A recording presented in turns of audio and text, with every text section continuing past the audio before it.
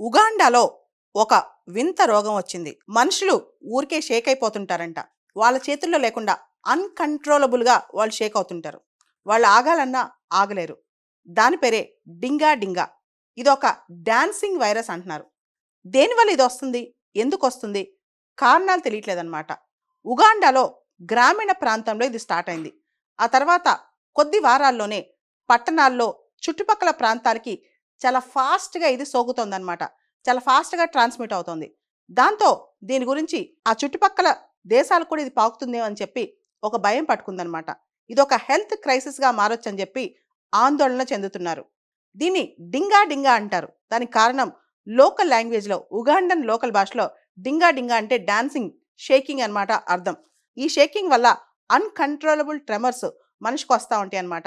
దీని exact pathogen ఏంటి? ఈ ఇన్ఫెక్షన్ ఎలా వస్తుంది? ఈ వైరల్ ఇన్ఫెక్షన్ యొక్క అసలు రీజన్ ఏంటో ఎవరికీ అర్థం కావట్లేదన్నమాట. కానీ మనిషి మాత్రం షేక్ అవుతూ ఉంటారు. ఈ షేకింగ్ ఒక్కోసారి కొన్ని నిమిషాల పాటు మనిషి బాడీలో ఉంటుంది. కొన్ని కొన్ని సార్లు ఒక రోజులో చాలా సార్లు ఈ షేకింగ్ వచ్చే అవకాశం కనిపిస్తుంది.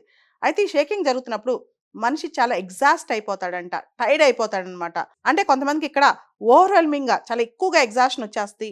లేదా ఫిజికల్ యాక్టివిటీ వేరే ఇంకేం పని చేయలేరనమాట.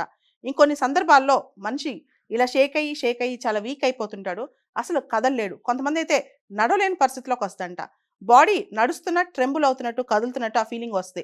ఎప్పుడు నడుస్తున్నా సరే పడిపోతున్నట్టు, డిజినెస్ ఇలాంటి ఫీలింగ్ వస్తదనమాట. ఓవరాల్‌గా ఫీవర్, వీక్‌నెస్ ఇవన్నీ వచ్చి చివరికి ఇది పెరాలిసిస్‌కి లేదా డెత్‌కి కూడా దారి తీసే అవకాశం కనిపిస్తుందనమాట.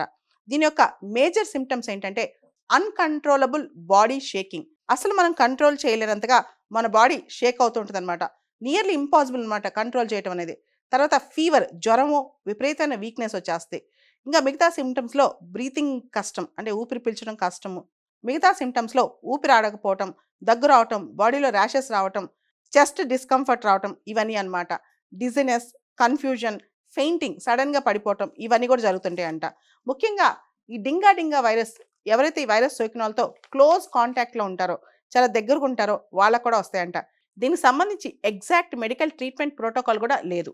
అయితే ఈ డింగా డింగా వైరస్ సంబంధించి ఆఫ్రికాలో ఉగాండా ప్రాంతంలో చాలామంది వరి అవుతున్నారు. ఎందుకు అంటే సేమ్ ఇలాంటి కండిషన్ ఒకటి 1518వ సంవత్సరంలో డాన్సింగ్ ప్లేగ్ అంటాం. ఇది స్ట్రాస్బర్గ్ ఫ్రాన్స్‌లో వచ్చిందంట. వందల మంది ప్రజలు ఇలా డాన్సింగ్ మూవ్‌మెంట్స్ చేస్తూ అన్‌కంట్రోలబుల్‌గా చాలా రోజుల పాటు ఉండి చివరికి కొంతమంది ఎగ్జాస్ట్ అయిపోయి చనిపోయారంట కూడా అన్నమాట.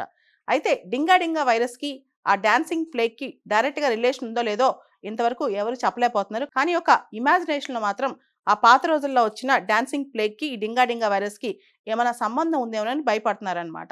ఉగాండన్ మినిస్ట్రీ ఆఫ్ హెల్త్ వాళ్ళ కథనం ప్రకారం దీనికి సంబంధించి ఫర్దర్ ఇన్వెస్టిగేషన్ జరగాల్సి ఉందన్నమాట. ఇవన్నీ పక్కన పెడితే ఉగాండాకు దగ్గరలో ఉన్న దేశం డెమోక్రటిక్ రిపబ్లిక్ ఆఫ్ కాంగో. ఈ కాంగో దేశంలో ఒక వింత రోగం వచ్చి దాదాపు 400 మంది ఎఫెక్ట్ అయ్యారంట, 30 మంది చనిపోయారంట ఈ మధ్య కాలంలో. అసలు ఈ రోగం ఏంటి? ఇదొక డిసీజ్ ఎక్సా అని చెప్పి అందరూ భయపడుతుంటే ఇప్పుడు తెలిసింది అదొక సెవియర్ అక్యూట్ మలేరియా సింప్టమ్స్ అని చెప్పి. ఇన్‌ఫ్లుయెన్జా సింప్టమ్స్ వచ్చేసాయి విపరీతంగా వాళ్ళకి అని చెప్పి. సో, ఇలాంటి వింత రోగాలు ప్రజల్లోకి వచ్చేసి ముఖ్యంగా ఆఫ్రికన్ ప్రజల్లో భయభ్రాంతులకు గురి చేస్తున్నాయి. దీని మీద వరల్డ్ హెల్త్ ఆర్గనైజేషన్ వాళ్ళు కూడా అలర్ట్ అవుతున్నారు.